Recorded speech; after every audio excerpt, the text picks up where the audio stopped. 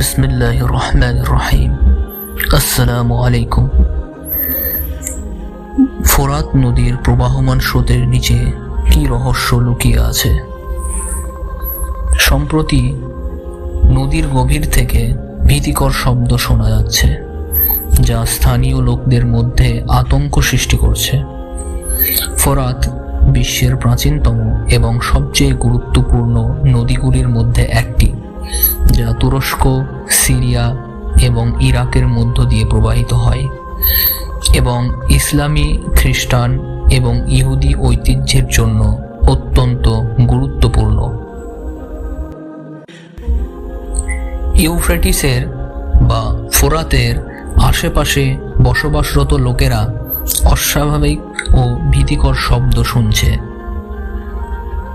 এগুলি সাধারণ নদীর শব্দ নয়, বরং অনেক বেশি ভীতিকর কিছু। প্রত্যক্ষদর্শীরা নদী থেকে ফিসফিস, কান্না এবং এমনকি হাসির শব্দ শুনেছেন বলে গল্প শেয়ার করেছেন। এই অস্বস্তিকর শব্দগুলির কারণ কি হতে পারে? এই অদ্ভুত ঘটনাগুলি বোঝার জন্য আমাদের এই নদীর সাথে সম্পর্কিত একটি পুরানো ভবিষ্যৎবাণীর দিকে নজর দিতে হবে। ইসলামী ঐতিহ্যে একটি হাদিস রয়েছে যা ভবিষ্যৎবাণী করে, কেয়ামতের সময় ততক্ষণ আসবে না যতক্ষণ না ইউফ্রেটিস শুকিয়ে একটি সোনার পাহাড় প্রকাশ করে, যার জন্য লোকেরা লড়াই করবে এবং 1000 জনের মধ্যে 999 জন মারা যাবে।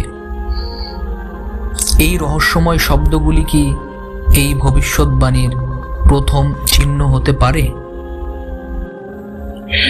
কিছু আলেমরা এই ভবিষ্যৎবাণীকে আক্ষরিক অর্থে গ্রহণ করার পরামর্শ দেন। এটি ইঙ্গিত দেয় যে নদীটি একটি লুকানো সোনার পাহাড় প্রকাশ করতে পারে। অন্যরা সোনাকে একটি রূপক হিসাবে ব্যাখ্যা করেন, যা একটি প্রধান তেলের রিজার্ভ বা একটি বিরল কোনো খনিজ সম্পদের মতো বড় মূল্যবান কোনো জিনিসও হতে পারে। ব্যাখ্যা যাই হোক না কেন, তবে একটি জিনিস স্পষ্ট, ইউফ্রেটিসের মধ্যে কিছু গুরুত্বপূর্ণ জিনিস লুকিয়ে আছে। স্থানীয়রা ভয়ঙ্কর গল্প সব শেয়ার করেছেন। একটি বাসিন্দা, আয়েশা, এক সন্ধ্যায় নদী থেকে কান্নার মতো শব্দ শুনেছিল, কিন্তু যখন সে এবং তার ভাইয়েরা সাহায্য করতে ছুটে গেল, তারা কিছুই খুঁজে পায়নি। আরেকটি গল্পে একজন মৎস্যজীবী নদী থেকে একটি পুরনো লণ্ঠন টেনে তোলেন এবং এটি তার চোখের সামনেই অদৃশ্য হয়ে যায়। ইসলামিক এক্সরসিস্ট বা রাকিরা বিশ্বাস করেন যে এই শব্দগুলি জিনের মতো অতিপ্রাকৃত সত্তার কারণে সৃষ্টি হয়েছে। একজন রাকি, খালিদ রশিদ, বলেন যে ইউফ্রেটিস আমাদের পৃথিবী এবং জিনের জগতের মধ্যে একটা সীমানা হিসেবে কাজ করে। নদীটি তার জলস্তর কমে যাওয়ায় এই সত্তাগুলি বিরক্ত হয়ে পড়েছে, যার ফলে এই ভীতিকর ঘটনা ঘটছে।